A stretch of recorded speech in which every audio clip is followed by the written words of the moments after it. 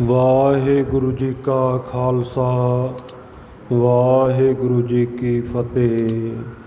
ਪਰਮ ਸਤਿਕਾਰਯੋਗ ਸਤਿਗੁਰਾਂ ਦੀ ਸਾਜੀ ਨਵਾਜੀ ਗੁਰੂ ਪਿਆਰੀ ਗੁਰੂ ਸਵਾਰੀ ਸਾਧ ਸੰਗਤ ਜੀ। ਪਾਤਿਤ ਪਾਵਨ ਭਗਤ ਵਛਲ ਕਿਰਪਾ ਦੇ ਖਜ਼ਾਨੇ ਗਰੀਬ ਨਵਾਜ ਸਤਿਗੁਰੂ ਧੰਨ ਧੰਨ ਸਾਹਿਬ ਸ੍ਰੀ ਗੁਰੂ ਗ੍ਰੰਥ ਸਾਹਿਬ ਮਹਾਰਾਜ ਸੱਚੇ ਪਾਤਸ਼ਾਹ ਜੀ ਦੀ ਮਹਾਨ ਕਿਰਪਾ ਰਹਿਮਤ ਦਾ ਸਦਕਾ ਸਤਿਗੁਰਾਂ ਦੇ ਪਵਿੱਤਰ ਸਥਾਨ ਗੁਰਦੁਆਰਾ ਸ਼ਹੀਦ ਬਾਬਾ ਨਿਹਾਲ ਸਿੰਘ ਜੀ ਨਗਰ ਤਲਣ ਜ਼ਿਲ੍ਹਾ ਜਲੰਧਰ ਵਿਖੇ ਸੰਧਿਆ ਦੇ ਸਮੇਂ ਦੀਵਾਨਾਂ ਦੇ ਵਿੱਚ ਹਾਜ਼ਰੀ ਭਰਨ ਦਾ ਸੁਭਾਗ ਪ੍ਰਾਪਤ ਹੋ ਰਿਹਾ ਹੈ। ਗਰੀਬ ਨਵਾਜ਼ ਸੱਚੇ ਪਾਤਸ਼ਾਹ ਜੀ ਦੀ ਕਿਰਪਾ ਸਦਕਾ ਰਹਿਰਾਸ ਸਾਹਿਬ ਦੇ ਪਾਠ ਤੋਂ ਉਪਰੰਤ ਸਤਿਗੁਰ ਸੱਚੇ ਪਾਤਸ਼ਾਹ ਜੀ ਦੇ ਸਰਗੁਣ ਸਰੂਪ ਦੀ ਕਥਾ ਸਰਵਣ ਕਰਨ ਦਾ ਸੁਭਾਗ ਪ੍ਰਾਪਤ ਹੋ ਰਿਹਾ ਹੈ। ਧੰਨ ਸਤਿਗੁਰੂ ਸ੍ਰੀ ਗੁਰੂ ਗੋਬਿੰਦ ਸਿੰਘ ਸਾਹਿਬ ਮਹਾਰਾਜ ਸੱਚੇ ਪਾਤਸ਼ਾਹ ਜੀ ਦਾ ਸੋਹਣਾ ਸੁੰਦਰ ਇਤਿਹਾਸ ਚੱਲਿਆ ਹੋਇਆ ਹੈ। ਸਤਿਗੁਰੂ ਜੀ ਦੇ ਪਵਿੱਤਰ ਇਤਿਹਾਸ ਦੇ ਜੀਵਨ ਪ੍ਰਸੰਗਾਂ ਨੂੰ ਆਪਾਂ ਰਲ ਮਿਲ ਕੇ ਬੜੇ ਪ੍ਰੇਮ ਭਾਵਨਾ ਦੇ ਸਹਿਤ ਨੇਤਾ ਪ੍ਰਤੀ ਵਿਚਾਰਦੇ ਹਾਂ। ਪਿੱਛੇ ਜੋ ਪ੍ਰਸੰਗ ਚੱਲ ਰਿਹਾ ਸੀ, ਸਤਿਗੁਰੂ ਜੀ ਦੀ ਹਜ਼ੂਰੀ ਦੇ ਅੰਦਰ ਗੁਰੂ ਕੀਆਂ ਸੰਗਤਾਂ ਨੇ ਬੇਨਤੀ ਕੀਤੀ, ਮਹਾਰਾਜ ਸੱਚੇ ਪਾਤਸ਼ਾਹ ਜੀਓ, ਸਾਡੇ ਕੁਝ ਪ੍ਰਸ਼ਨ ਹਨ, ਕੁਝ ਸਵਾਲ ਹਨ, ਆਪ ਜੀ ਉਹਨਾਂ ਦੇ ਯਥਾਰਥ ਉੱਤਰ ਦਿਓ, ਸਾਨੂੰ ਨਿਹਾਲ ਕਰੋ, ਕਿਰਤਾਰਥ ਕਰੋ। ਤਾਂ ਸਤਿਗੁਰ ਸੱਚੇ ਪਾਤਸ਼ਾਹ ਜੀ ਨੇ ਭਾਈ ਦਇਆ ਸਿੰਘ ਮਮ ਰੂਪ ਉਦਾਰਾ ਦਾ ਬਚਨ ਆਖ ਕੇ ਕਹਿ ਦਿੱਤਾ ਕਿ ਭਾਈ ਦਇਆ ਸਿੰਘ ਜੀ ਨੂੰ ਸਾਡਾ ਹੀ ਸ੍ਰੇਸ਼ਟ ਸਰੂਪ ਜਾਣਨਾ, ਇਹ ਤੁਹਾਡੇ ਸਾਰੇ ਸਵਾਲਾਂ ਦੇ ਉੱਤਰ ਦੇਣਗੇ। 15 ਪ੍ਰਸ਼ਨ ਗੁਰੂ ਕੀਆਂ ਸੰਗਤਾਂ ਨੇ ਵਿਦਵਾਨ ਸਿੱਖਾਂ ਨੇ ਲਗਾਤਾਰ ਕੀਤੇ। ਭਾਈ ਦਇਆ ਸਿੰਘ ਜੀ ਨੇ ਉਹਨਾਂ ਦੇ ਉੱਤਰ ਦਿੱਤੇ। ਉਹ ਇੱਕ ਅਧਿਆਏ ਆਪਾਂ ਪਿੱਛੇ ਪੂਰਾ ਸਰਵਣ ਕੀਤਾ ਹੈ। ਉਸ ਤੋਂ ਉਪਰੰਤ ਜੋ ਅਗਲਾ ਅਧਿਆਏ ਅਗਲਾ ਅੰਸੂ ਚੱਲਿਆ ਹੈ 43ਵਾਂ, ਸੋ ਇਹਦੇ ਵਿੱਚ ਵੀ ਉਹੀ ਆਤਮ ਵਿਚਾਰ ਦੀ ਜਿਹੜੀ ਕਥਾ ਹੈ ਉਹ ਚੱਲ ਰਹੀ ਹੈ। ਆਪਾਂ ਇਹਦੇ ਵਿੱਚ ਸਰਵਣ ਕੀਤਾ ਕਿ 4 ਵੇਦਾਂ ਦੇ ਮਹਾਵਾਕ ਕੀ ਹਨ। ਸ਼ਰਵਣ, ਮੰਨਣ, ਨਿਧਿਆਸਨ ਇਤਿਆਦਿਕ ਜੋ ਅਵਸਥਾਵਾਂ ਹਨ, ਉਹਨਾਂ ਤੋਂ ਉਪਰੰਤ ਜੀਵ ਈਸ਼ ਦਾ ਬ੍ਰਹਮ ਦੇ ਵਿੱਚ ਅਭੇਦ ਹੋਣਾ ਉਹ ਕੀ ਹੈ, ਉਹ ਸਤਿਗੁਰੂ ਜੀ ਨੇ ਤੂੰ ਸਦਾ ਸਲਾਮਤ ਨਿਰੰਕਾਰ ਦੀਆਂ ਤੁਕਾਂ ਕਹਿ ਕੇ ਗੁਰੂ ਕੇ ਸਿੱਖਾਂ ਨੂੰ ਇਹ 4 ਵੇਦਾਂ ਦਾ ਗਿਆਨ ਜਪਜੀ ਸਾਹਿਬ ਦੇ ਵਿੱਚ ਹੀ ਸਮਝਾ ਦਿੱਤਾ ਹੈ।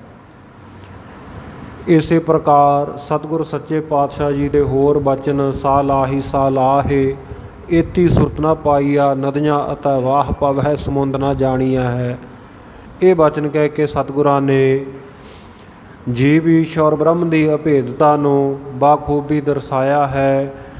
ਵੇਦਾਂ ਦੇ ਵਿੱਚ ਜੋ ਬਹੁਤ ਸਾਰੇ ਸ਼ਲੋਕ ਉਚਾਰਨ ਕਰਕੇ ਇਹ ਗੱਲਾਂ ਆਖੀਆਂ, ਉਹ ਸਤਿਗੁਰੂ ਨਾਨਕ ਦੇਵ ਮਹਾਰਾਜ ਸੱਚੇ ਪਾਤਸ਼ਾਹ ਤਥਾ ਸਤਿਗੁਰੂ ਅਰਜਨ ਦੇਵ ਮਹਾਰਾਜ ਸੱਚੇ ਪਾਤਸ਼ਾਹ ਜੀ ਨੇ ਧੰਨ ਸ਼੍ਰੀ ਗੁਰੂ ਗ੍ਰੰਥ ਸਾਹਿਬ ਮਹਾਰਾਜ ਸੱਚੇ ਪਾਤਸ਼ਾਹ ਜੀ ਦੀ ਪਵਿੱਤਰ ਬਾਣੀ ਵਿੱਚ ਕੁੱਜੇ ਵਿੱਚ ਸਮੁੰਦਰ ਬੰਦ ਕੀਤਾ ਹੋਇਆ ਹੈ। ਭਾਵ ਥੋੜ੍ਹੇ ਲਫ਼ਜ਼ਾਂ ਦੇ ਵਿੱਚ, ਚੰਦ ਲਫ਼ਜ਼ਾਂ ਦੇ ਵਿੱਚ ਬਹੁਤ ਵੱਡਾ ਗਿਆਨ ਸਤਿਗੁਰੂ ਜੀ ਨੇ ਵਰਣਨ ਕਰ ਦਿੱਤਾ ਹੈ, ਕਿਉਂਕਿ ਸਤਿਗੁਰੂ ਵਿੱਚ ਸਮਰੱਥਾ ਹੈ।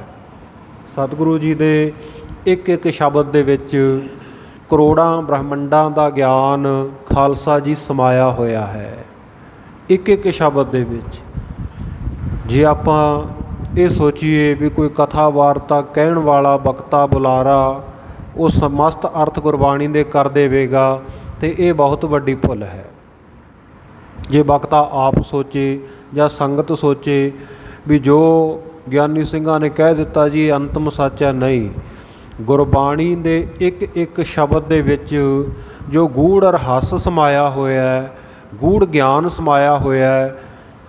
ਸਾਡੇ ਵਰਗੇ ਤੁਹਾਡੇ ਵਰਗੇ ਆਪਾਂ ਜਿਹੜੇ ਜੀਵ ਹਾਂ, ਕਰੋੜਾਂ ਜਨਮ ਲੈ ਕੇ ਸਤਿਗੁਰੂ ਦੇ ਇੱਕ ਸ਼ਬਦ ਦੇ ਵਿੱਚ ਜੋ ਗਿਆਨ ਸਮਾਇਆ ਉਹਦਾ ਕਰੋੜਵਾਂ ਹਿੱਸਾ ਵੀ ਬਿਆਨ ਕਰਨ ਦੀ ਸਮਰੱਥਾ ਨਹੀਂ ਰੱਖਦੇ। ਇੱਥੇ ਸਤਿਗੁਰੂ ਸੱਚੇ ਪਾਤਸ਼ਾਹ आप किरपा करते हैं। आप अपनी बुद्ध है जेती, बरनत भिन्न भिन्न तुहि तेती। जिन्नी जिन्नी सतगुरु जी मत बुद्धि बख्शते हैं उस मुताबक अपना जस आप करवा लेंदे हैं। सो इस दे नाल ही बीते कल दे दीवान विच सरवण कीता कि कर्म किन्ने प्रकार दे हन। कर्म जो वेदां दे विच कहा है वो कर्म दा स्वरूप की है। सो उस दे विच आपां विचारिया एक कामक कर्म हन, कामना रख के जिहड़े कर्म कीते जाने उन्हां नूं निमित्त कर्म भी कह लो, जो किसी दे निमित्त कर्म कीते जाण। जिवें आपां कोई लड़के लड़की दा विआह शादी है, कोई पुरानी चढ़ाई कर गया है, उस तो बाद उन्हां दे निमित्त आपां जिहड़े कर्म करदे हां, अखंड पाठ, सहज पाठ, अरदास कराउणी, लंगर करना, सो वो निमित्त कर्म हैं।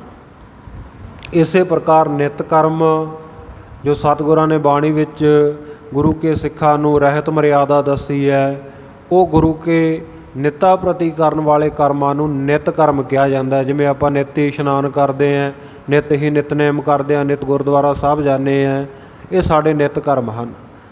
गुर सतगुरु का जो सिख अखाए सो भलके उठा नाम ध्यावै, उदम करे भलके प्रभाती, इशनान करे अमृत सर नहावै, फिर चढ़े दिवस गुरबाणी गावै। ये सारे साडे नित कर्म हैं, निता प्रति करन वाले कर्म।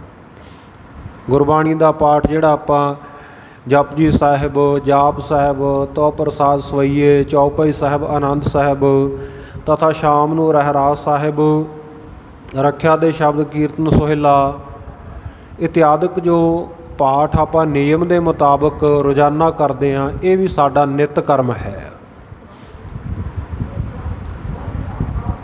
नितनेम शब्द भी नित कर्म का ही अर्थ है, क्योंकि नितनेम वो है जो नियम के मुताबक निता प्रति किया जाए। जिहड़ा कदे कदे किया जाए उन्होंने नितनेम नहीं। आम कई बार हुंदा है भी किसी नूं पुछो नितनेम करदे हो, हाँ जी कदे कदे कर लईदा है, फिर जिहड़ा कदे कदे वाला वो नितनेम नहीं।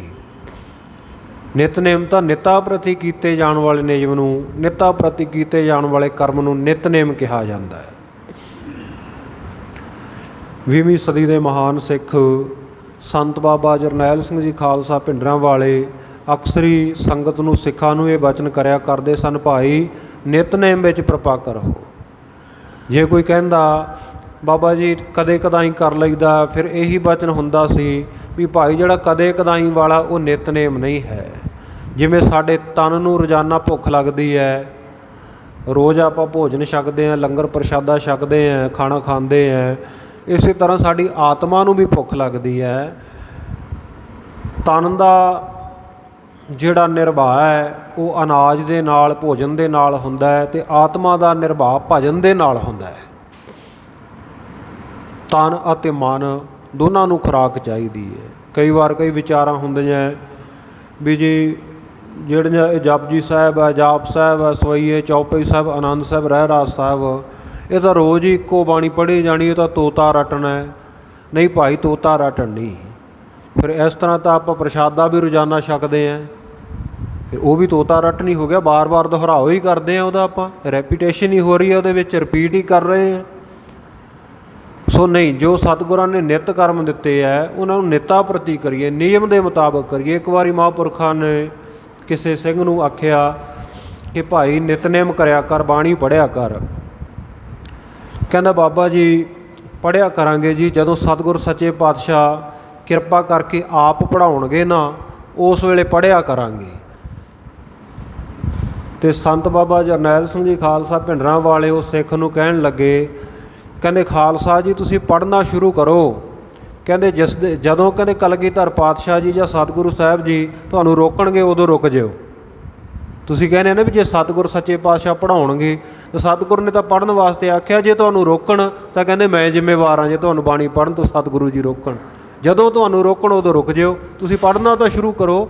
सो महापुरखां दे कहण दा भाव यही सी भी निता प्रति जिहड़ा नितनेम इहदे विच गुरु का सिख प्रपक्क होवे। सो इन्हां नूं नित कर्म कहा जाता, जो निता प्रति करन वाले कर्म है। निमित्त कर्म आपां पहिलां जाण लिया भी किसी विशेष कारज दे निमित्त आपां जिहड़े करदे आ ਤੇ ਇਸੇ ਪ੍ਰਕਾਰ ਇੱਕ ਹੁੰਦੇ ਆ ਨਿਖਿੱਧ ਕਰਮ।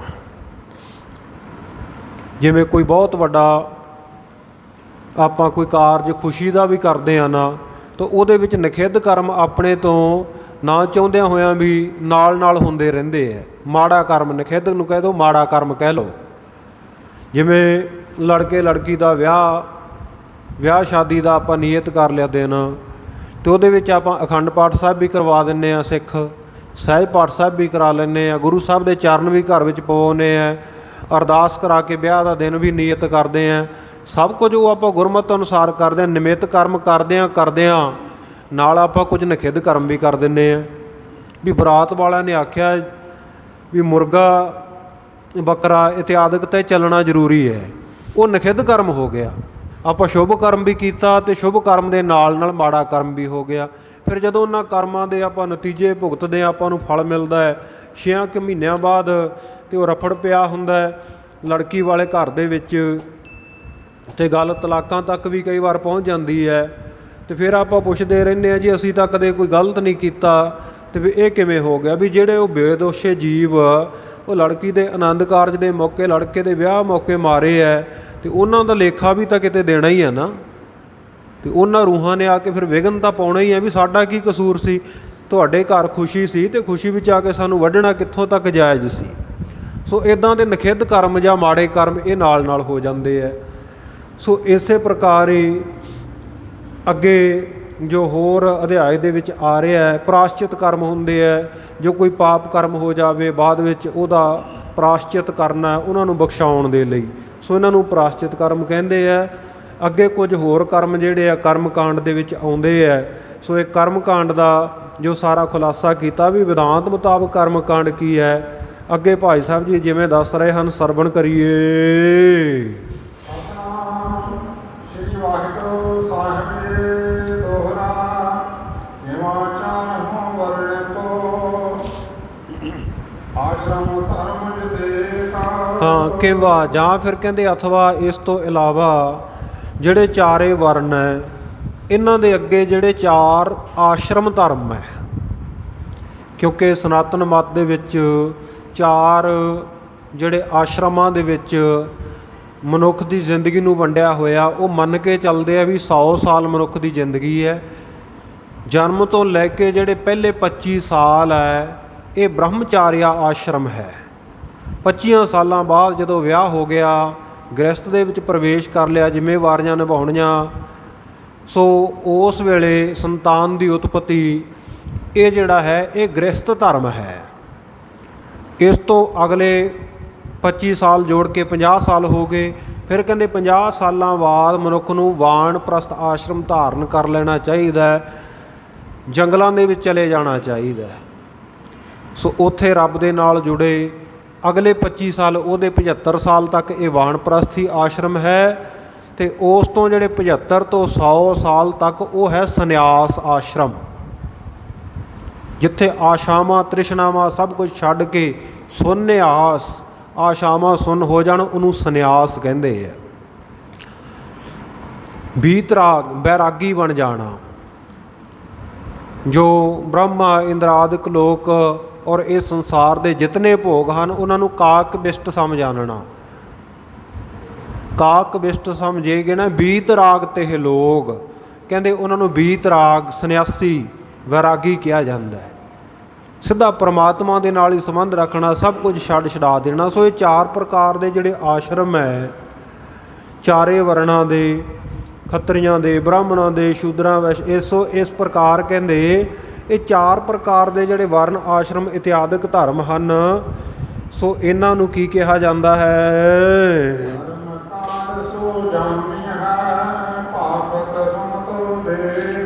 ਕਹਿੰਦੇ ਇਹਨਾਂ ਨੂੰ ਵੀ ਕਰਮ ਕਾਂਡ ਕਿਹਾ ਜਾਂਦਾ ਹੈ। ਜਿਵੇਂ ਬਾਕੀ ਦੇ ਕਰਮ ਹੈ ਉਹਨਾਂ ਨੂੰ ਵੀ ਕਰਮ ਕਾਂਡ, ਕਾਂਡ ਨਾਮ ਹੈ ਭਾਗ ਦਾ, ਹਿੱਸੇ ਦਾ, ਕਰਮਾਂ ਦਾ ਹਿੱਸਾ ਹੈ ਵੀ। ਸੋ ਕਰਮ ਕਾਂਡ ਵੇਦ ਦੇ ਵੀ ਅਲੱਗ-ਅਲੱਗ ਭਾਗ ਕੀਤੇ ਹੋਏ ਹੈ। ਸੋ ਉਹਨਾਂ ਵਿੱਚੋਂ ਪਹਿਲਾ ਜਿਹੜਾ ਉਪਾਸਨਾ ਹੈਗਾ ਇਹ ਕਰਮ ਕਾਂਡ ਹੈ, ਫਿਰ ਉਪਾਸਨਾ ਕਾਂਡ ਹੈ, ਇਸੇ ਤਰ੍ਹਾਂ ਗਿਆਨ ਕਾਂਡ ਹੈ। ਸੋ ਇਹ ਕਹਿੰਦੇ ਇਹਨਾਂ ਸਭਨਾਂ ਨੂੰ ਕਹਿੰਦੇ ਕਰਮ ਕਾਂਡ ਜਾਣ ਲਓ। ਔਰ ਜਿਹੜੇ ਭਾਗਤ ਸਮੱਤ ਵਿਵੇਕ, ਜਿਹੜੇ ਵਿਵੇਕ ਗਿਆਨ ਦੇ ਸਹਿਤ ਲੋਕ ਹੈ, ਸਮੱਤਵਾਨ ਹੈ, ਚੰਗੀ ਬੁੱਧੀ ਵਾਲੇ ਆ ਉਹ ਇਹਨਾਂ ਨੂੰ ਕਰਮ ਕਾਂਡ ਜਾਣਦੇ ਹਨ। ਉਪਾਸਨਾ ਅੱਗੇ ਉਪਾਸਨਾ ਦੱਸਦੇ ਆ ਵੀ ਉਪਾਸਨਾ ਕਿਹਨੂੰ ਕਹਿੰਦੇ ਆ ਵੇਦਾਂਤ ਮੁਤਾਬਕ। ਵਈਆ ਛੰਦ ਤ੍ਰੈ ਗੁਣ ਰੂਪ ਵਿਦ ਵਿਸਮਿਰ ਦਰਜੋ। ਹਾਂ, ਤ੍ਰੈ ਗੁਣ ਰੂਪ, ਤਿੰਨਾਂ ਗੁਣਾਂ ਦੇ ਸਹਿਤ। ਮਾਇਆ ਦੇ ਜਿਹੜੇ ਤਿੰਨ ਗੁਣ ਹੈ, ਰਜੋ ਗੁਣ ਹੈ, ਸਤੋ ਗੁਣ ਹੈ, ਤਮੋ ਗੁਣ ਹੈ। ਸੋ ਇਹਨਾਂ ਤਿੰਨਾਂ ਗੁਣਾਂ ਦੇ ਸਹਿਤ ਜਿਹੜੇ ਵਿਦ ਵਿਸ਼ਨ ਤੇ ਰੁਦਰ, ਜੋ ਵਿਦ ਨਾਮ ਹੈ ਬ੍ਰਹਮਾ ਦਾ, ਵਿਸ਼ਨ ਨਾਮ ਹੈ ਵਿਸ਼ਨੂੰ ਦਾ, ਤੇ ਰੁਦਰ ਨਾਮ ਹੈ ਸ਼ਿਵ ਜੀ ਦਾ। ਸੋ ਜਿਹੜੇ ਤਿੰਨੇ ਦੇਵਤੇ ਤਿੰਨਾਂ ਤ੍ਰੈ ਗੁਣ ਮਾਇਆ ਦਾ ਸਰੂਪ ਹਨ। ਕਹਿੰਦੇ ਇਹਨਾਂ ਤਿੰਨਾਂ ਨੂੰ ਰਜੋ ਗੁਣ ਦਾ ਬ੍ਰਹਮਾ ਦਾ ਰਜੋ ਗੁਣ, ਤੇ ਵਿਸ਼ਨੂੰ ਦਾ ਜਿਹੜਾ ਸਤੋ ਗੁਣ, ਤੇ ਸ਼ਿਵ ਦਾ ਰੁਦਰ ਦਾ ਜਿਹੜਾ ਤਮੋ ਗੁਣ ਹੈ, ਇਹਨਾਂ ਤਿੰਨਾਂ ਨੂੰ ਜਿਹੜੇ ਤ੍ਰੈ ਗੁਣ ਹਨ ਮਾਇਆ ਦੇ, ਸੋ ਇਹਨਾਂ ਤਿੰਨੇ ਦੇਵਤਿਆਂ ਨੂੰ ਜਾਂ ਮਾਇਆ ਦੇ ਤ੍ਰੈ ਗੁਣਾਂ ਨੂੰ ਬ੍ਰਹਮ ਆਤਮ ਲਖ ਚਿਤਵੰਤੀਨ, ਇਹਨਾਂ ਤਿੰਨਾਂ ਨੂੰ ਬ੍ਰਹਮ ਆਤਮਾ ਬ੍ਰਹਮ ਹੈ ਇਸ ਪ੍ਰਕਾਰ ਜਾਣ ਲਵੇ।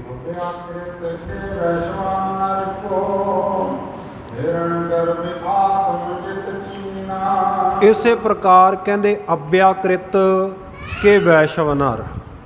ਇਹ ਹੁਣ ਵੇਦਾਂਤ ਦੀ ਬੋਲੀ ਹੈ। ਅਭਿਆਕ੍ਰਿਤ ਕਹਿੰਦੇ ਆ ਈਸ਼ਰ ਨੂੰ, ਮਾਇਆ ਸਬਲ ਜੋ ਈਸ਼ਰ ਹੈ, ਤ੍ਰੈ ਗੁਣਾਂ ਦੇ ਸਮੇਤ ਬ੍ਰਹਮ ਦਾ ਜਿੱਥੇ ਆਭਾਸ ਪੈ ਰਿਹਾ ਉਹਨੂੰ ਈਸ਼ਰ ਕਹਿੰਦੇ ਆ। ਮਾਇਆ ਸਬਲ ਜਿਹੜਾ ਕਹਿੰਦੇ ਈਸ਼ਰ ਹੈ, ਉਸ ਨੂੰ ਵੀ ਜੀਵ ਆਪਣਾ ਆਤਮ ਸਰੂਪ ਜਾਣੇ, ਆਪਣਾ ਆਪਾ ਜਾਣੇ। ਤੇ ਇਸੇ ਪ੍ਰਕਾਰ ਵੈਸ਼ਵਾ ਨਰ, ਵੈਸ਼ਵਾ ਨਰ ਕਹਿੰਦੇ ਨੇ ਜੋ ਭਗਵਾਨ ਦਾ, ਪਰਮੇਸ਼ਰ ਦਾ, ਬ੍ਰਹਮ ਦਾ ਵਿਰਾਟ ਸਰੂਪ ਹੈ। ਵਿਰਾਟ ਸਰੂਪ ਕੀ ਹੈ? ਜਿਵੇਂ ਆਕਾਸ਼ ਹੈ, ਇਹ ਜਿਹੜਾ ਇਹਨੂੰ ਬ੍ਰਹਮ ਦਾ ਸਿਰ ਜਾਣਨਾ, ਮੁਕਟ ਜਾਣਨਾ। ਇਸੇ ਪ੍ਰਕਾਰ ਜੋ ਸੂਰਜ ਅਤੇ ਚੰਦਰਮਾ ਹਨ, ਇਹ ਦੋਵੇਂ ਨੇਤਰ ਜਾਣਨੇ, ਕਿ ਉਹ ਬ੍ਰਹਮ ਵਿਰਾਟ ਸਰੂਪ ਹੈ, ਆਕਾਸ਼ ਉਹਦਾ ਸਿਰ ਹੈ, ਸੂਰਜ ਅਤੇ ਚੰਦਰਮਾ ਇਹ ਦੋਵੇਂ ਉਹਦੇ ਨੇਤਰ ਹਨ। ਜੋ ਸੰਸਾਰ ਦੇ ਵਿੱਚ ਅਗਨੀ ਹੈ, ਸੋ ਸਮੁੱਚੀ ਜਿਹੜੀ ਅੱਗ ਹੈ, ਇਹਨੂੰ ਬ੍ਰਹਮ ਦੀ ਜਿਹੜੀ ਇਹ ਕਹਿ ਲਓ ਵੀ ਜਠਰਾ ਅਗਨੀ ਹੈ, ਜੋ ਭੋਜਨ ਨੂੰ ਪਚਾਉਂਦੀ ਹੈ, ਕਿਉਂਕਿ ਭਸਮਾਂ ਭੂਤੀ ਕਰਦੀ ਹੈ ਨਾ ਅਗਨ, ਜੋ ਆ ਜਾਏ ਉਹਦੇ ਵਿੱਚ ਸਭ ਕੁਝ ਭਸਮ ਹੋ ਜਾਂਦਾ। ਸੋ ਅਗਨੀ ਜਿਹੜੀ ਹੈ ਇਹ ਜਠਰਾ ਅਗਨੀ ਹੈ। ਇਸੇ ਪ੍ਰਕਾਰ ਜਿਹੜੇ ਸੱਤ ਪਾਤਾਲ ਹੈ ਉਹ ਬ੍ਰਹਮ ਦੇ ਪੈਰ ਜਾਣ ਲਓ, ਉਹਦੀਆਂ ਲੱਤਾਂ ਪੈਰ ਹਨ। ਸੋ ਇਹ ਵਿਰਾਟ ਸਰੂਪ ਹੈ ਜਿਹੜਾ, ਇਹਨੂੰ ਵੇਦਾਂਤ ਦੀ ਭਾਸ਼ਾ ਦੇ ਵਿੱਚ ਵੈਸ਼ਵਾ ਨਰ ਕਿਹਾ ਜਾਂਦਾ ਹੈ। ਕਹਿੰਦੇ ਇਹ ਵੈਸ਼ਵਾ ਨਰ ਜਾਂ ਬ੍ਰਹਮ ਦਾ ਜੋ ਵਿਰਾਟ ਸਰੂਪ ਹੈ, ਇਹਨੂੰ ਵੀ ਆਤਮਾ ਰੂਪ ਜਾਣੇ। ਤੇ ਇਸੇ ਪ੍ਰਕਾਰ ਹਿਰਣੈ ਗਰਭ ਆਤਮ ਚਿਤ ਚੀਨ, ਜਿਹੜਾ ਹਿਰਨ ਗਰਭ ਹੈ, ਹੁਣ ਇਹ ਵੀ ਵੇਦਾਂਤ ਦੀ ਭਾਸ਼ਾ ਦਾ ਸ਼ਬਦ ਹੈ। ਹਿਰਨ ਗਰਭ ਕਹਿੰਦੇ ਆ ਕਰਤਾਰ ਨੂੰ, ਬ੍ਰਹਮ ਨੂੰ, ਵਾਹਿਗੁਰੂ ਨੂੰ, ਜਾਂ ਬ੍ਰਹਮ ਦਾ ਸਰੂਪ ਹੈ ਜਿਹੜਾ ਸ਼ੁੱਧ ਬ੍ਰਹਮ ਦਾ ਸਰੂਪ ਹੈ, ਉਸ ਨੂੰ ਕਹਿੰਦੇ ਆਤਮ ਚਿਤ ਚੀਨ। ਇਹਨਾਂ ਨੂੰ ਚਿੱਤ ਦੇ ਵਿੱਚ, ਆਪਣੇ ਹਿਰਦੇ ਵਿੱਚ ਆਪਣਾ ਆਤਮਿਕ ਸਰੂਪ, ਆਪਣਾ ਆਪਾ ਜਾਣੇ, ਆਪਣਾ ਆਪਾ ਜਾਣ ਲੈਣਾ। ਇਹ ਕਹਿੰਦੇ ਇਹਨੂੰ ਆਪਾ ਜਾਣ ਕੇ ਦੀ ਉਪਾਸਨਾ ਕਰਨੀ, ਇਹਨੂੰ ਉਪਾਸਨਾ ਕਹਿੰਦੇ ਹੈ। ਉਪਾਸਨਾ ਨਾਮ ਸਿੱਧੇ ਸਾਦੇ ਲਫ਼ਜ਼ਾਂ ਵਿੱਚ ਆਪਾਂ ਕਹਿੰਦੇ ਭਗਤੀ, ਫਲਾਣਾ ਬੰਦਾ ਬੜੀ ਉਪਾਸਨਾ ਕਰਦਾ ਹੈ, ਭਗਤੀ ਕਰਦਾ ਹੈ, ਸੋ ਇਹਨੂੰ ਉਪਾਸਨਾ ਕਹਿੰਦੇ ਨੇ। ਸੋ ਕਹਿੰਦੇ ਇਹ ਬ੍ਰਹਮ ਦੇ ਜੋ ਸਰੂਪ ਹਨ, ਈਸ਼ਰ ਸਰੂਪ ਹੈ, ਵਿਰਾਟ ਸਰੂਪ ਹੈ, ਹਿਰਨ ਗਰਭ ਸਰੂਪ ਹੈ, ਬ੍ਰਹਮ ਦਾ ਜੋ ਚੇਤਨ ਸਰੂਪ ਆ, ਸ਼ੁੱਧ ਬ੍ਰਹਮ। ਸੋ ਤਿੰਨਾਂ ਦੇ ਵਿੱਚ ਜੋ ਆਪਣਾ ਆਤਮ ਸਰੂਪ ਜਾਣਨਾ, ਆਪਣਾ ਆਪਾ ਜਾਣਨਾ ਕਿ ਮੈਂ ਬ੍ਰਹਮ ਦਾ ਸਰੂਪ ਹਾਂ, ਇਹਨੂੰ ਕਹਿੰਦੇ ਉਪਾਸਨਾ ਕਹੀਦਾ। ਸੋ ਜਿਹੜੇ ਅਭਿਆਕ੍ਰਿਤ, ਵੈਸ਼ਵਾ ਨਰ ਜਾਂ ਹਿਰਨ ਗਰਭ, ਇਹ ਵਿਦਾਂਤੀਆਂ ਦੇ, ਉਹਨਾਂ ਦੇ ਆਪਣੇ ਸ਼ਬਦ ਹੈ, ਵਿਦਵਾਨਾਂ ਦੇ, ਕਿਉਂਕਿ ਵਿਦਵਾਨਾਂ ਦੀ ਵੱਖਰੀ ਵੱਖਰੀ ਭਾਸ਼ਾ ਹੁੰਦੀ ਹੈ। ਸੋ ਜਿਵੇਂ ਖਾਲਸੇ ਦੀ ਵੱਖਰੀ ਭਾਸ਼ਾ, ਖਾਲਸੇ ਦੇ ਬੋਲੇ ਆ, ਉਹਨਾਂ ਨੂੰ ਆਮ ਲੋਕ ਨਹੀਂ ਸਮਝ ਸਕਦੇ। ਜਦੋਂ ਖਾਲਸੇ ਕਹਿਣ ਵੀ ਆਕੜ ਭੰਨ ਹੋ ਗਿਆ, ਤੇ ਬੰਦਾ ਸੋਚੇਗਾ ਵੀ ਆਕੜ ਭੰਨ ਕੀ ਹੈ, ਤਾਂ ਇਹ ਬੋਲੀ ਉਹਨਾਂ ਨੂੰ ਸਮਝ ਆਉਂਦੀ ਹੈ ਵੀ ਇਹ ਕਹਿੰਦੇ ਬੁਖਾਰ ਹੋ ਗਿਆ। ਇਸੇ ਪ੍ਰਕਾਰ ਜਦੋਂ ਖਾਲਸੇ ਕਹਿੰਦੇ ਵੀ ਢਿੱਡ ਫੂਕਣਾ ਬਣਾ ਲਿਆ, ਤੇ ਦੂਜੇ ਸੋਚਣਗੇ ਵੀ ਢਿੱਡ ਫੂਕਣਾ ਕੀ ਸ਼ੈ ਹੋਈ, ਤਾਂ ਉਹਨਾਂ ਦਾ ਮਤਲਬ ਹੁੰਦਾ ਵੀ ਚਾਹ ਬਣਾ ਲਿਆ। ਤੇ ਇਸੇ ਪ੍ਰਕਾਰ ਜੇ ਉਹ ਕਹਿਣ ਨਾ ਆਪਸ ਦੇ ਵਿੱਚ ਗੱਲਬਾਤ ਕਰਦੇ ਵੀ ਇਉਂ ਕਰ ਵੀ ਤੂੰ ਜਾ ਨਾਲ ਦੇ ਨੂੰ ਕਵੇ ਇੱਕ ਸਿੰਘ ਦੂਜੇ ਨੂੰ ਵੀ ਥੋੜ੍ਹਾ ਜਿਹਾ ਪੈ ਲਿਆ ਅਤੇ ਇਹਦੇ ਵਿੱਚ ਥੋੜ੍ਹੀ ਜਿਹੀ ਸਿਰਖਿੰਡੀ ਵੀ ਪਾ ਲਿਆਈ। ਅਤੇ ਉਹ ਸੋਚਣਗੇ ਵੀ ਪੈ ਕੀ ਹੈ ਅਤੇ ਸਿਰਖਿੰਡੀ ਕੀ। ਆਪਾਂ ਨੂੰ ਆਮ ਜਿਹੜਾ ਨਹੀਂ ਬਾ ਵਾਸਤਾ ਜੀ ਦਾ ਖਾਲਸੇ ਦੇ ਬੋਲਿਆਂ ਨਾਲ ਉਹਨੂੰ ਨਹੀਂ ਪਤਾ ਲੱਗਣਾ, ਨਹੀਂ ਸਮਝ ਲੱਗੇਗੀ ਵੀ ਪੈ ਕੀ ਛਾਇਆ ਹੈ ਅਤੇ ਸਿਰਖਿੰਡੀ ਕੀ ਹੈ। ਉਹਨਾਂ ਦੇ ਕਹਿਣ ਦਾ ਮਤਲਬ ਹੁੰਦਾ ਪੈ ਨਾਮ ਹੈ ਦੁੱਧ ਦਾ ਅਤੇ ਸਿਰਖਿੰਡੀ ਕਹਿੰਦੇ ਆ ਖੰਡ ਨੂੰ। ਉਹ ਇਹ ਕਹਿ ਰਿਹਾ ਹੁੰਦਾ ਵੀ ਦੁੱਧ ਦੇ ਵਿੱਚ ਖੰਡ ਪਾ ਕੇ ਲੈ ਆ, ਫਿੱਕਾ ਨਾ ਲੈ ਕੇ ਆਈ। ਸੋ ਇਹ ਬੋਲੇ ਆ ਆਪੋ ਆਪਣੇ ਖੇਤਰ ਦੇ, ਆਪੋ ਆਪਣੇ ਜਿਹੜੇ ਇਹ ਕੋਡ ਵਰਡ ਜਾਂ ਆਪੋ ਆਪਣੀ ਭਾਸ਼ਾ ਹੁੰਦੀ ਹੈ। ਇਸੇ ਪ੍ਰਕਾਰ ਵਿਦਵਾਨਾਂ ਦੀ ਭਾਸ਼ਾ ਹੈ ਅਤੇ ਵਿਦਵਾਨਾਂ ਦੀ ਭਾਸ਼ਾ ਦੇ ਕਈ ਵਾਰ ਉਹ ਜਿਵੇਂ ਆਪਾਂ ਪਿੱਛੇ ਜੇ ਵਿਚਾਰਿਆ ਸੀ ਵੀ ਕਈ ਜਿਹੜੀਆਂ ਹੁੰਦੀਆਂ ਦ੍ਰਿਸ਼ਟਕੂਟਾਂ ਹੁੰਦੀਆਂ, ਉਹਨਾਂ ਦਾ ਦੇਖਣ ਨੂੰ ਅਰਥ ਕੁਝ ਹੋਰ ਲੱਗਦਾ ਹੁੰਦਾ ਅਤੇ ਜਦੋਂ ਉਹਦਾ ਡੂੰਘਾ ਅਰਥ ਵਿਚਾਰੀਏ ਤਾਂ ਉਹਦੇ ਵਿਚਲਾ ਭਾਵ ਅਰਥ ਕੁਝ ਹੋਰ ਹੁੰਦਾ। ਇਸੇ ਪ੍ਰਕਾਰ ਕਹਿੰਦੇ ਇੱਕ ਰਾਜ ਦੇ ਵਿੱਚ ਨਾ ਉਹ 3 ਲੜਕੀਆਂ, ਜਿਨ੍ਹਾਂ ਵਿੱਚੋਂ ਇੱਕ ਤਾਂ ਰਾਜੇ ਦੀ ਪੁੱਤਰੀ ਸੀ, ਉਹ ਵੀ ਬੜੀ ਵਿਦਵਾਨ ਸੀ, ਬਹੁਤ ਵਿਦਵਾਨ ਸੀ ਸੰਸਕ੍ਰਿਤ ਦੀ। ਅਤੇ ਇਸੇ ਪ੍ਰਕਾਰ ਜਿਹੜਾ ਉਹਦਾ ਵਜ਼ੀਰ ਸੀ, ਉਹਦੀ ਲੜਕੀ ਉਹ ਵੀ ਬੜੀ ਵਿਦਿਆਵਾਨ ਸੀ, ਬੜੀ ਵਿਦਿਆ ਸੀ ਉਹਦੇ ਕੋਲ ਵੀ। ਅਤੇ ਤੀਜੀ ਇਹਨਾਂ ਦੇ ਨਾਲ ਜਿਹੜੀ ਇਹਨਾਂ ਦੀ ਤੀਜੀ ਸਖੀ ਸਹੇਲੀ ਸੀ, ਉਹ ਸੀ ਰਾਜ ਪੁਰੋਹਿਤ, ਜੋ ਰਾਜ ਪੰਡਤ ਸੀ, ਕਥਾ ਕਰਦਾ ਸੀ ਰਾਜੇ ਦੇ ਦਰਬਾਰ ਵਿੱਚ, ਉਹਦੀ ਪੁੱਤਰੀ। ਤਿੰਨੇ ਗੂੜੀਆਂ ਸਹੇਲੀਆਂ। ਸਾਉਣ ਦਾ ਮਹੀਨਾ ਸੀ ਅਤੇ ਗੁਰਮੁਖ ਪਿਆਰਿਓ ਸਾਵਣ ਮਹੀਨੇ ਰਿਮ ਝਿਮ ਜਦੋਂ ਹੋਣ ਲੱਗੀ ਨਾ, ਮੀਂਹ ਪੈਣ ਲੱਗਿਆ ਅਤੇ ਟਹਿਲਦੀਆਂ ਇਹ ਬਾਹਰ ਨੂੰ ਨਿਕਲ ਤੁਰੀਆਂ ਅਤੇ ਉਹ ਬੜਾ ਸੁਹਾਵਣਾ ਮੌਸਮ ਸੀ, ਠੰਡੀ ਹਵਾ ਚੱਲਦੀ ਸੀ। ਅਤੇ ਰਾਜੇ ਦੀ ਲੜਕੀ ਆਪਸ ਦੇ ਵਿੱਚ ਜਦੋਂ ਇਹ ਗੱਲਾਂ ਬਾਤਾਂ ਕਰਦਿਆਂ ਕਹਿਣ ਲੱਗੀ, ਕਹਿੰਦੀ ਮਾਸ ਬਹੁਤ ਅੱਛਾ ਹੈ। ਦੂਜਿਆਂ ਨੇ ਉਹਦੀ ਹਾਂ 'ਚ ਹਾਂ ਮਿਲਾਈ, ਕਹਿੰਦੇ ਹਾਂ ਮਾਸ ਤਾਂ ਬਹੁਤ ਅੱਛਾ ਹੈ। ਜਿਹੜੀ ਵਜ਼ੀਰ ਦੀ ਲੜਕੀ ਸੀ ਉਹ ਕਹਿਣ ਲੱਗੀ ਗਾਇਕਾ ਹੋ ਤਾਂ ਔਰ ਵੀ ਅੱਛਾ ਹੋ ਜਾਏ, ਗਾਇਕਾ ਹੋ ਤਾਂ ਔਰ ਵੀ ਅੱਛਾ ਹੋ ਜਾਏ। ਤੀਜੀ ਜਿਹੜੀ ਲੜਕੀ ਸੀ ਰਾਜ ਪੁਰੋਹਿਤ ਦੀ, ਪੰਡਤ ਦੀ ਲੜਕੀ, ਉਹ ਪੰਡਤਾਂ ਦੀ ਲੜਕੀ ਕਹਿਣ ਲੱਗੀ, ਕਹਿੰਦੀ ਤੁਹਾਡੀ ਦੋਵਾਂ ਦੀ ਗੱਲ ਠੀਕ ਹੈ ਵੀ ਮਾਸ ਬਹੁਤ ਅੱਛਾ ਹੈ, ਗਾਇਕਾ ਹੋ ਤਾਂ ਔਰ ਅੱਛਾ ਹੋ ਜਾਏ। ਉਹ ਕਹਿੰਦੀ ਗਲੇ ਕਾ ਹੋ ਫਿਰ ਤਾਂ ਮਜ਼ਾ ਹੀ ਆ ਜਾਏ, ਫਿਰ ਤਾਂ ਕਿਆ ਬਾਤ ਹੈ, ਫਿਰ ਤਾਂ ਠਾਠ ਵੱਜ ਜਾਏ। ਕਹਿੰਦੀ ਉਹ ਤਿੰਨਾਂ ਦੀਆਂ ਗੱਲਾਂ ਨੂੰ ਕੋਈ ਪਿੱਛੇ ਕੋਈ ਹੋਰ ਆਦਮੀ ਤੁਰਿਆ ਜਾਂਦਾ ਸੁਣਦਾ ਸੀ, ਉਹਨੇ ਜਾ ਕੇ ਰਾਜੇ ਕੋਲ ਸ਼ਿਕਾਇਤ ਕਰ ਦਿੱਤੀ। ਕਹਿੰਦਾ ਰਾਜਾ ਸਾਹਿਬ, ਕਹਿੰਦਾ ਮੈਂ ਤਾਂ ਬੜਾ ਹੈਰਾਨ ਹੈ ਵੀ ਆ ਪੰਡਤਾਂ ਦੀ ਲੜਕੀ ਹੋ ਕੇ, ਵਜ਼ੀਰ ਦੀ ਲੜਕੀ ਹੋ ਕੇ ਅਤੇ ਤੁਹਾਡੀ ਆਪਣੀ ਪੁੱਤਰੀ ਹੋ ਕੇ ਇਹ ਗੱਲਾਂ ਕਿਸ ਤਰ੍ਹਾਂ ਦੀਆਂ ਕਰਦੀਆਂ ਆਪਸ ਦੇ ਵਿੱਚ। ਉਹਨੇ ਸਾਰੀ ਗੱਲਬਾਤ ਦੱਸ ਦਿੱਤੀ ਵੀ ਇਉਂ ਕਹਿੰਦੀਆਂ ਸੀ ਤਿੰਨੇ। ਰਾਜੇ ਨੇ ਤਿੰਨਾਂ ਨੂੰ ਬੁਲਾ ਲਿਆ ਦਰਬਾਰ ਦੇ ਵਿੱਚ ਵੀ ਭਾਈ ਤੁਹਾਡੀ ਸ਼ਿਕਾਇਤ ਆਈ ਹੈ ਵੀ ਤੁਸੀਂ ਇੱਦਾਂ ਕੋਈ ਗੱਲ ਕਰਦੇ ਸੀ ਵੀ ਮਾਸ ਬਹੁਤ ਅੱਛਾ। ਕਹਿੰਦਾ ਜੀ ਦੇਖੋ ਰਾਜੇ ਦੀ ਲੜਕੀ ਹੋਵੇ ਅਤੇ ਕਹੇ ਵੀ ਮਾਸ ਬੜਾ ਚੰਗਾ, ਮਾਸ ਖਾਣ ਦੀ ਗੱਲ ਕਰੇ। ਦੂਜੀ ਨੇ ਉਸ ਤੋਂ ਕਮਾਲ ਕਰਤੀ, ਉਹ ਕਹਿੰਦੀ ਗਾਇਕਾ ਹੋ ਤਾਂ ਬਹੁਤ ਅੱਛਾ, ਵੀ ਜੇ ਗਾਂ ਦਾ ਹੋਵੇ ਤਾਂ ਉਸ ਤੋਂ ਵੀ ਜ਼ਿਆਦਾ ਚੰਗਾ। ਅਤੇ ਤੀਜੀ ਨੇ ਜਮਾ ਸਿਰ ਹੀ ਲਾਤਾ, ਉਹ ਕਹਿੰਦੀ ਗਲੇ ਕਾ ਹੋ ਤਾਂ ਮਜ਼ਾ ਹੀ ਆ ਜਾਏ, ਗਲੇ ਕਾ ਅੱਛਾ ਹੋ ਤਾਂ ਮਜ਼ਾ ਆ ਜਾਏ। ਉਹ ਕਹਿੰਦੇ ਜੀ ਇਹਨਾਂ ਨੂੰ ਸਜ਼ਾ ਮਿਲਣੀ ਚਾਹੀਦੀ ਹੈ। ਤਿੰਨਾਂ ਨੂੰ ਬੁਲਾ ਲਿਆ। ਜਦੋਂ ਉਹਨਾਂ ਨੂੰ ਤਿੰਨਾਂ ਨੂੰ ਬੁਲਾਇਆ ਅਤੇ ਤਿੰਨੇ ਆਪਸ ਵਿੱਚ ਨਜ਼ਰ ਮਿਲਾ ਕੇ ਨਾ ਫਿਰ ਉਹਨਾਂ ਨੇ ਇੱਕ ਗੱਲ ਹੋਰ ਕੀਤੀ ਰਾਜ ਦਰਬਾਰ ਦੇ ਵਿੱਚ ਖੜ੍ਹੀਆਂ ਨੇ। ਇੱਕ ਪਹਿਲੀ ਸੀ ਨਾ ਜਿਹੜੇ ਰਾਜੇ ਦੀ ਲੜਕੀ, ਉਹ ਜਿਹੜਾ ਬੰਦਾ ਸ਼ਿਕਾਇਤ ਕਰਤਾ ਸੀ ਉਹਨੂੰ ਵੇਖ ਕੇ ਕਹਿਣ ਲੱਗੀ, ਕਹਿੰਦੀ ਇਹ ਤਾਂ ਬਿਲਕੁਲ ਵਹੀ ਹੈ। ਉਹ ਦੂਜੀ ਜਿਹੜੀ ਸੀ ਵਜ਼ੀਰ ਦੀ ਲੜਕੀ, ਉਹ ਕਹਿੰਦੀ ਵਹੀ ਹੋ ਤਾਂ ਇਸਕੇ ਵੋ ਨਾ ਹੋ। ਤੀਜੀ ਜਿਹੜੀ ਸੀ ਪੰਡਤਾਂ ਦੀ ਲੜਕੀ, ਉਹ ਕਹਿਣ ਲੱਗੀ ਵੋ ਨਹੀਂ ਹੈ ਪਰ ਇਹ ਹੈ ਵਹੀ। ਤਿੰਨਾਂ ਨੇ ਜਦੋਂ ਇਹ ਗੱਲ ਕੀਤੀ, ਹੁਣ ਉਹਨਾਂ ਨੇ ਵਿਦਵਤਾ ਦੀ ਭਾਸ਼ਾ ਵਿੱਚ ਇਹ ਗੱਲਬਾਤ ਕੀਤੀ, ਆਮ ਬੰਦੇ ਸਮਝਣ ਨਾ ਉਹਨੂੰ। ਉਸ ਵੇਲੇ ਰਾਜਾ ਕਹਿਣ ਲੱਗਾ ਵੀ ਤੁਹਾਡਾ ਫੈਸਲਾ ਕਿਵੇਂ ਹੋਵੇ, ਵੀ ਤੁਸੀਂ ਦੱਸੋ ਵੀ ਤੁਸੀਂ ਗੱਲ ਕੀ ਕਰਦੇ ਸੀ, ਤੁਹਾਡੇ ਕਹਿਣ ਦਾ ਭਾਵ ਕੀ ਸੀ। ਫਿਰ ਉਹਨਾਂ ਨੇ ਦੱਸੀ ਆਪਣੀ ਵਿਦਵਾਨਾਂ ਵਾਲੀ ਭਾਸ਼ਾ। ਉਹ ਕਹਿੰਦੀਆਂ ਜੀ ਦੇਖੋ ਸਾਉਣ ਦਾ ਮਹੀਨਾ, ਬਾਹਰ ਵਾਤਾਵਰਨ ਬੜਾ ਸਾਫ ਸੁਥਰਾ ਸੀ। ਕਹਿੰਦੀ ਮੈਂ ਤਾਂ ਇਹ ਕਿਹਾ ਸੀ ਵੀ ਮਾਸ ਬਹੁਤ ਅੱਛਾ ਹੈ, ਮੈਂ ਇਹ ਨਹੀਂ ਕਿਹਾ ਵੀ ਮੀਟ ਬੜਾ ਚੰਗਾ ਹੈ, ਮਾਸ ਖਾਣਾ ਬਹੁਤ ਚੰਗਾ ਹੁੰਦਾ। ਕਿਉਂਕਿ ਸੰਸਕ੍ਰਿਤ ਦੇ ਵਿੱਚ ਮਾਸ ਕਹਿੰਦੇ ਆ ਮਹੀਨੇ ਨੂੰ। ਕਹਿੰਦੀ ਮੈਂ ਤਾਂ ਇਹ ਕਿਹਾ ਸੀ ਵੀ ਸਾਉਣ ਦਾ ਮਹੀਨਾ, ਇਹ ਦੇਖੋ ਕਿੰਨਾ ਚੰਗਾ, ਮਾਸ ਬਹੁਤ ਅੱਛਾ ਹੈ।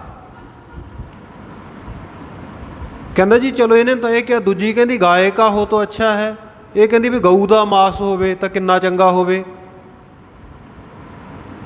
ਉਹ ਫਿਰ ਦੂਜੀ ਦੱਸਦੀ ਹੈ, ਕਹਿੰਦੀ ਨਹੀਂ ਜੀ ਤੁਹਾਡੇ ਸਮਝਣ ਦੇ ਵਿੱਚ ਗਲਤੀ ਲੱਗੀ ਹੈ, ਮੈਂ ਵੀ ਵਿਦਵਤਾ ਵਾਲੀ ਭਾਸ਼ਾ ਵਿੱਚ ਆਖਿਆ ਹੈ। ਕਹਿੰਦੀ ਮੈਂ ਤਾਂ ਇਹ ਆਖਿਆ ਵੀ ਜਦੋਂ ਰਾਜੇ ਦੀ ਲੜਕੀ ਨੇ ਕਿਹਾ ਵੀ ਮਾਸ ਬਹੁਤ ਅੱਛਾ ਹੈ, ਮਹੀਨਾ ਬੜਾ ਚੰਗਾ ਹੈ, ਮੌਸਮ ਬੜਾ ਵਧੀਆ ਬਣਿਆ ਹੋਇਆ, ਤਾਂ ਮੈਂ ਤਾਂ ਇਹ ਕਿਹਾ ਵੀ ਇੰਨੇ ਵਧੀਆ ਮੌਸਮ ਦੇ ਵਿੱਚ ਗਾਇਕਾ ਹੋ ਤੋ ਬਹੁਤ ਅੱਛਾ ਹੈ, ਵੀ ਜੇ ਨਾਲ ਕੋਈ ਗਾਉਣ ਵਜਾਉਣ ਵੀ ਹੋ ਜਾਵੇ ਨਾ, ਚੰਗਾ ਗੀਤ ਸੰਗੀਤ ਹੋਵੇ ਆ ਸਾਉਣ ਦੇ ਰਿਮ ਝਿਮ ਦੇ ਵਿੱਚ, ਤੇ ਕਹਿੰਦੇ ਹੋਰ ਵੀ ਠਾਠ ਵੱਜ ਜੇ ਬੜਾ ਆਨੰਦ ਆਵੇ। ਤੇ ਤੀਜੀ ਨੇ ਆਖਿਆ ਵੀ ਗਲੇ ਕਾ ਹੋ ਤਾਂ ਫਿਰ ਤੋਂ ਮਜ਼ਾ ਹੀ ਆ ਜਾਏ। ਉਹ ਕਹਿੰਦੀ ਮੈਂ ਇਹ ਨਹੀਂ ਆਖਿਆ ਵੀ ਗਾਂ ਦੇ ਗਲੇ ਦਾ ਹੋਵੇ ਜਾਂ ਗਲਾ ਇੱਕ ਪੰਛੀ ਦਾ ਨਾਮ ਵੀ ਹੈ, ਵੀ ਉਹਦਾ ਮਾਸ ਹੋਵੇ ਤਾਂ ਬੜਾ ਆਨੰਦ ਆਵੇ। ਕਹਿੰਦੀ ਨਹੀਂ, ਮੇਰੇ ਕਹਿਣ ਦਾ ਮਤਲਬ ਵੀ ਇਹ ਹੀ ਸੀ ਵੀ ਇਹਨੇ ਕਿਹਾ ਮਾਸ ਬਹੁਤ ਅੱਛਾ, ਮਹੀਨਾ ਬਹੁਤ ਚੰਗਾ ਹੈ। ਦੂਜੀ ਨੇ ਕਿਹਾ ਵੀ ਜੇ ਨਾਲ ਗਾਉਣ ਵਜਾਉਣ ਹੋਵੇ ਤਾਂ ਉਹ ਚੰਗਾ ਹੈ। ਅਤੇ ਮੈਂ ਇਹ ਕਿਹਾ ਵੀ ਜਿਹੜਾ ਇਹਨੇ ਗਾਇਕਾ ਕਿਹਾ, ਵੀ ਗਾਇਕ ਕਿਹਾ ਜਾਂ ਗਾਇਕਾ ਗਾਉਣ ਵਾਲੀ ਕਿਹਾ, ਵੀ ਜੇ ਉਹਦਾ ਗਲੇ ਦਾ ਸੁਰੀਲਾਪਣ ਬਹੁਤ ਹੋਵੇ ਤਾਂ ਕਹਿੰਦੀ ਫਿਰ ਬਹੁਤ ਆਨੰਦ ਹੋਵੇ, ਐਵੇਂ ਬੇਸੁਰਾ ਨਾ ਗਾਵੇ ਫਿਰ ਤਾਂ ਆਨੰਦ ਹੀ ਖਰਾਬ ਹੋ ਜੂ। ਮੈਂ ਕਿਹਾ ਵੀ ਗਲੇ ਕਾ ਅੱਛਾ ਹੋ ਤਾਂ ਮਜ਼ਾ ਆ ਜਾਏ। ਕਹਿੰਦੀ ਵੀ ਗਾਉਣ ਵਾਲਾ ਜਿਹੜਾ ਗਲੇ ਦਾ ਵੀ ਚੰਗਾ ਹੋਵੇ ਨਾ, ਸੰਗੀਤ ਦੀਆਂ ਬਰੀਕੀਆਂ ਨੂੰ ਜਾਣਦਾ ਹੋਵੇ, ਚੰਗੀਆਂ ਮੁਰਕੀਆਂ ਮਾਰਦਾ ਹੋਵੇ, ਚੰਗਾ ਗਲਾ ਘੁਮਾਉਂਦਾ ਹੋਵੇ, ਕਲਾਸੀਕਲ ਗਾਉਂਦਾ ਹੋਵੇ, ਫਿਰ ਆਨੰਦ ਆ ਜਾਵੇ। ਉਹ ਕਹਿੰਦੇ ਚਲੋ ਇਹ ਤਾਂ ਗੱਲ ਠੀਕ ਹੈ। ਦਰਬਾਰ ਵਿੱਚ ਜਿਹੜੇ ਹੋਰ ਵਿਦਵਾਨ ਬੈਠੇ ਸੀ ਉਹਨਾਂ ਨੇ ਸ਼ਾਦੀ ਭਰਤੀ। ਕਹਿੰਦੇ ਠੀਕ ਹੈ ਜੀ, ਇਹ ਲੜਕੀਆਂ ਜੋ ਕਹਿੰਦੀਆਂ ਠੀਕ ਹੈ, ਸਮਝਣ ਵਾਲੇ ਨੇ ਗਲਤ ਸਮਝਿਆ। ਉਹ ਕਹਿੰਦੇ ਚਲੋ ਉਹ ਤਾਂ ਗੱਲ ਨਿਬੜੀ। ਕਹਿੰਦੇ ਜਿਹੜੀ ਤੁਸੀਂ ਆਪਸ ਵਿੱਚ ਹੁਣੇ ਗੱਲ ਕੀਤੀ ਹੈ, ਉਹ ਬੰਦੇ ਨੂੰ ਵੇਖ ਕੇ ਉਹਦਾ ਮਤਲਬ ਦੱਸੋ। ਅਤੇ ਰਾਜੇ ਦੀ ਲੜਕੀ ਕਹਿੰਦੀ ਪਿਤਾ ਜੀ ਮੈਂ ਦੱਸ ਤਾਂ ਦਿੰਦੀ ਹੈ, ਪਰ ਇਹ ਬੰਦਾ ਨਾਰਾਜ਼ ਹੋ ਜਾਣਾ। ਉਹ ਕਹਿੰਦਾ ਵੀ ਤੂੰ ਨਾਰਾਜ਼ ਨਹੀਂ ਹੋਣਾ। ਦੇਖੋ ਇਹਨਾਂ ਨੇ ਵਿਦਵਤਾ ਵਾਲੀ ਪਹਿਲਾਂ ਕਿੰਨੀ ਸੋਹਣੀ ਗੱਲ ਕੀਤੀ ਹੈ ਵੀ ਜੇ ਹੋਰ ਆਪਾਂ ਨੂੰ ਪਤਾ ਲੱਗ ਜੇ। ਉਹ ਕਹਿੰਦਾ ਉਹ ਤੋਂ ਵਚਨ ਲੈ ਲਿਆ, ਕਹਿੰਦਾ ਜੀ ਨਹੀਂ ਨਾਰਾਜ਼ ਹੁੰਦਾ। ਉਹ ਕਹਿੰਦੀ ਮੈਂ ਤਾਂ ਇਹ ਆਖਿਆ ਸੀ ਵੀ ਆਪਾਂ ਦੇਖੋ ਕੀ ਗੱਲ ਕੀ ਕੀਤੀ ਹੈ, ਸਮਝਦਾ ਕੀ ਹੈ। ਕਹਿੰਦੀ ਮੈਂ ਕਿਹਾ ਇਹ ਤਾਂ ਵਹੀ ਹੈ। ਮੈਂ ਕਿਹਾ ਵੀ ਇਹ ਤਾਂ ਪਸ਼ੂ ਹੀ ਹੈ, ਵੀ ਇਹ ਬੰਦਿਆਂ ਵਾਲੀ ਬੁੱਧੀ ਹੈ ਨਹੀਂ, ਇਹਦੇ ਕੋਲ ਸਮਝਿਆ ਨਹੀਂ ਗੱਲ ਨੂੰ। ਕਹਿੰਦੀ ਮੈਂ ਕਿਹਾ ਇਹ ਤਾਂ ਵਹੀ ਹੈ। ਅਤੇ ਦੂਜੀ ਲੜਕੀ ਕਹਿੰਦੀ ਵਜ਼ੀਰ ਦੀ, ਕਹਿੰਦੀ ਮੈਂ ਕਿਹਾ ਅਗਰ ਇਹ ਵੋ ਹੋ ਤਾਂ ਇਸਕੇ ਵੋ ਨਾ ਹੋ। ਕਹਿੰਦੀ ਮੈਂ ਕਿਹਾ ਵੀ ਜੇ ਪਸ਼ੂ ਹੋਵੇ ਤਾਂ ਇਹਦੇ ਸਿੰਘ ਨਾ ਹੋਣ। ਕਹਿੰਦੀ ਮੇਰੇ ਕਹਿਣ ਦਾ ਮਤਲਬ ਇਹ ਸੀ। ਸੋ ਕਹਿੰਦੇ ਤੀਜੀ ਕਹਿੰਦੀ ਇਹ ਹੈ ਤਾਂ ਵਹੀ ਪਰ ਇਸਕੇ ਵੋ ਨਹੀਂ ਹੈ।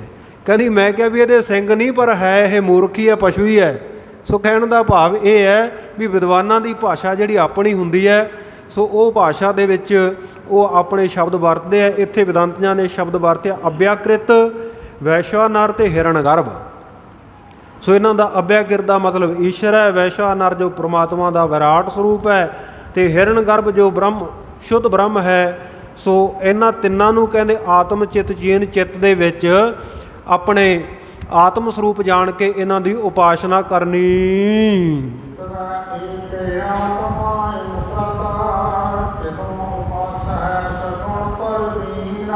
ਹਾਂ ਕਹਿੰਦੇ ਜਿਹੜਾ ਸ਼ੁੱਧ ਬੁੱਧੀ ਵਾਲਾ ਅਧਿਕਾਰੀ ਹੈ ਨਾ, ਪ੍ਰਵੀਨ ਸੂਖਮ ਬੁੱਧੀ ਵਾਲਾ ਜਗਿਆਸੂ ਹੈ, ਕਹਿੰਦੇ ਇਹਨਾਂ ਤਿੰਨਾਂ ਦੇ ਵਿੱਚ ਹੀ ਆਪਣਾ ਆਪੇ ਨੂੰ ਜਾਣਦਾ ਹੈ। ਆਪਣਾ ਆਪਾ ਜਾਣ ਕੇ, ਆਤਮਾ ਜਾਣ ਕੇ, ਆਤਮਾ ਨੂੰ ਬ੍ਰਹਮ ਸਰੂਪ ਜਾਣ ਕੇ ਉਪਾਸਨਾ ਕਰਦਾ ਹੈ।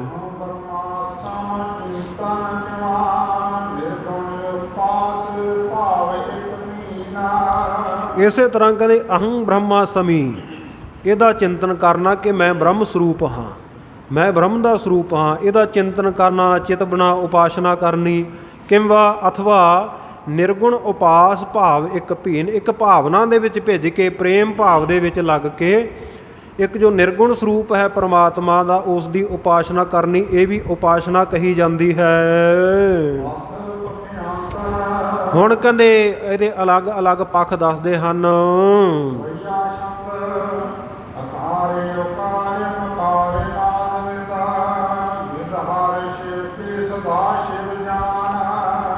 ਅਕਾਰ, ਉਕਾਰ ਅਤੇ ਮਕਾਰ ਅਤੇ ਨਾਦ ਬਿੰਦ, ਇਹਨਾਂ ਚਾਰਾਂ ਦਾ ਜਿਹੜਾ ਸਮੁਦਾਇ ਆ ਨਾ, ਇਹਨੂੰ ਓੰਕਾਰ ਕਿਹਾ ਜਾਂਦਾ ਹੈ। ਗੁਰਮਤਿ ਦੀ ਭਾਸ਼ਾ ਵਿੱਚ ਆਪਾਂ ਇੱਕ ਓੰਕਾਰ ਕਹਿ ਦਿੰਦੇ ਹਾਂ, ਅਤੇ ਵਿਦਾਂਤ ਵਾਲੇ ਇਹਨੂੰ ਓਮ ਸ਼ਬਦ ਮੰਨਦੇ ਆ, ਓਮ। ਸੋ ਅਕਾਰ, ਉਕਾਰ ਅਤੇ ਮਕਾਰ, ਐੜਾ, ਊੜਾ ਅਤੇ ਮੰਮਾ, ਤਿੰਨਾਂ ਨੂੰ ਜੋੜ ਕੇ ਬਣਦਾ ਓਮ। ਓਮ। ਸੋ ਜਿਹੜਾ ਇਹ ਓਮ ਸ਼ਬਦ ਹੈ ਤੇ ਨਾਦ ਬਿੰਦ, ਇਹਦੇ ਉੱਤੇ ਜੋ ਅੱਧੀ ਮਾਤਰਾ ਕੱਢੀ ਹੁੰਦੀ ਹੈ ਉੱਪਰ ਨੂੰ, ਜੋ ਓੰਕਾਰ ਦੇ ਉੱਪਰ ਕਾਰ ਕੱਢੀ ਹੁੰਦੀ ਹੈ, ਲੀਕ ਕੱਢੀ ਹੁੰਦੀ ਹੈ, ਸੋ ਨਾਦ ਬਿੰਦ। ਸੋ ਜਿਹੜੀ ਇਹ ਅਰਧ ਮਾਤਰਾ ਹੈ, ਸੋ ਇਹਨਾਂ ਦਾ ਤਿੰਨਾਂ ਦਾ ਸਰੂਪ ਕੀ ਹੈ? ਕਹਿੰਦੇ ਆਕਾਰ ਹੈ ਉਹ ਹੈ ਵਿਦ ਬ੍ਰਹਮਾ।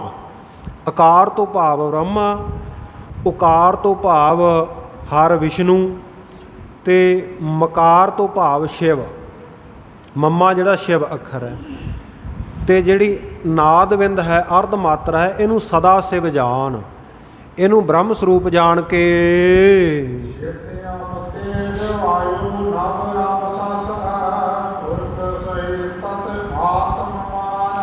ਇਸੇ ਪ੍ਰਕਾਰ ਜਿਹੜੇ ਪੰਜ ਤੱਤ ਹੈ ਸੋ ਉਹਨਾਂ ਦੀ ਗਿਣਤੀ ਕਰਕੇ ਦੱਸਦੇ ਆ, ਤੇ ਨਾਲ ਉਹਨਾਂ ਦੇ ਜੋ ਰਵ ਤੇ ਸਸ, ਰਵ ਨਾਮ ਹੈ ਸੂਰਜ ਦਾ ਤੇ ਸਸੀ ਨਾਮ ਹੈ ਚੰਦਰਮਾ ਦਾ।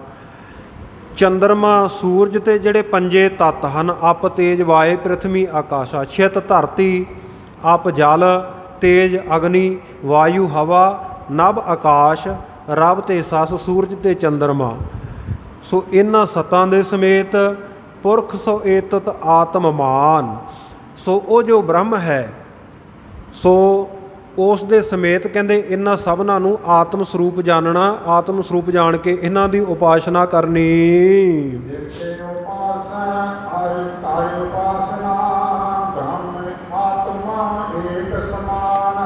ਹਾਂ ਕਹਿੰਦੇ ਇੱਕ ਤਾਂ ਉਪਾਸਿਆ ਹੈ ਜਿਹਦੀ ਉਪਾਸਨਾ ਕੀਤੀ ਜਾ ਰਹੀ ਹੈ ਭਾਵ ਬ੍ਰਹਮ, ਤੇ ਇੱਕ ਹੈ ਕਰ ਉਪਾਸਨਾ, ਉਪਾਸਨਾ ਕਰਨ ਵਾਲਾ ਉਪਾਸਕ।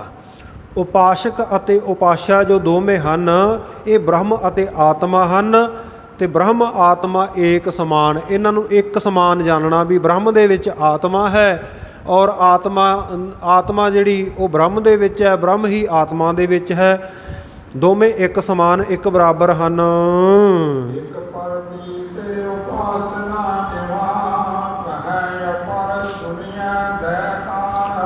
ਕਹਿੰਦੇ ਬ੍ਰਹਮ ਅਤੇ ਆਤਮਾ ਨੂੰ ਇੱਕ ਸਮਾਨ ਇੱਕ ਬਰਾਬਰ ਜਾਣ ਕੇ ਉਪਾਸਨਾ ਕਰਨੀ, ਇਹ ਵੀ ਇੱਕ ਉਪਾਸਨਾ ਦਾ ਢੰਗ ਹੈ, ਪੂਜਾ ਦਾ ਢੰਗ ਹੈ।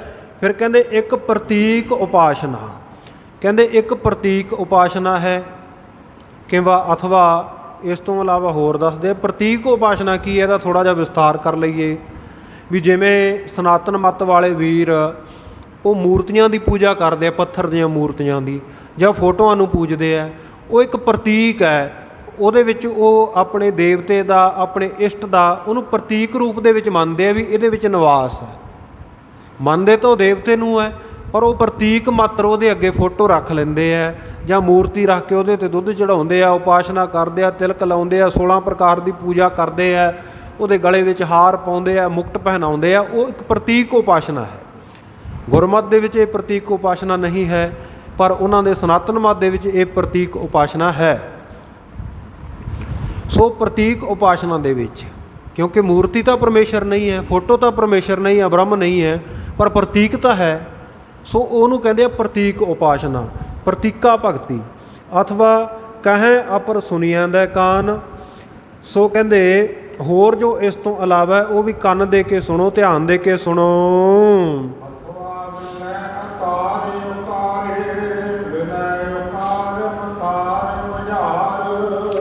ਅਥਵਾ ਇਸ ਤੋਂ ਬਿਨਾਂ ਕਹਿੰਦੇ ਵਿਲੈ ਵਿਸ਼ੇਸ਼ ਕਰਕੇ ਲੈ ਕਰ ਲਏ ਆਕਾਰ ਨੂੰ ਓਕਾਰ ਦੇ ਵਿੱਚ, ਬ੍ਰਹਮਾ ਨੂੰ ਵਿਸ਼ਨੂੰ ਦੇ ਵਿੱਚ ਮਿਲਾ ਲੈਣਾ, ਔਰ ਵਿਲੈ ਓਕਾਰ ਮਕਾਰ ਮਝਾਰ, ਔਰ ਇਸੇ ਪ੍ਰਕਾਰ ਇਹਨਾਂ ਨੂੰ ਫਿਰ ਆਕਾਰ ਨੂੰ ਓਕਾਰ ਦੇ ਵਿੱਚ ਮਿਲਾ ਲੈਣਾ, ਫਿਰ ਓਕਾਰ ਨੂੰ ਮਕਾਰ ਦੇ ਵਿੱਚ ਮਿਲਾ ਲੈਣਾ।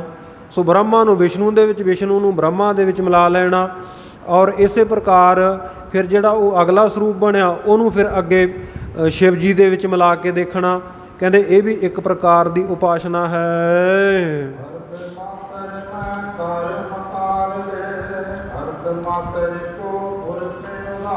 ਫਿਰ ਜਿਹੜੀ ਅਰਧ ਮਾਤਰਾ ਜਿਹਨੂੰ ਸਦਾਸ਼ਿਵ ਰੂਪ ਕਰਕੇ ਜਾਣਿਆ, ਸੋ ਉਹਨੂੰ ਵੀ ਵਿੱਚ ਮਕਾਰ ਸ਼ਿਵ ਜੀ ਦੇ ਵਿੱਚ ਉਹਨੂੰ ਮਿਲਾ ਲੈਣਾ, ਲੀਨ ਕਰ ਲੈਣਾ, ਔਰ ਅਰਧ ਮਾਤਰ ਕੋ ਪੁਰਖ ਉਦਾਰ। ਫਿਰ ਜਿਹੜੀ ਅਰਧ ਮਾਤਰਾ ਹੈ ਸਦਾ ਸ਼ਿਵ ਹੈ ਉਹਨੂੰ ਪੁਰਖ ਦੇ ਵਿੱਚ, ਬ੍ਰਹਮ ਦੇ ਵਿੱਚ ਮਿਲਾ ਲੈਣਾ ਵਿਸ਼ੇਸ਼ ਕਰਕੇ।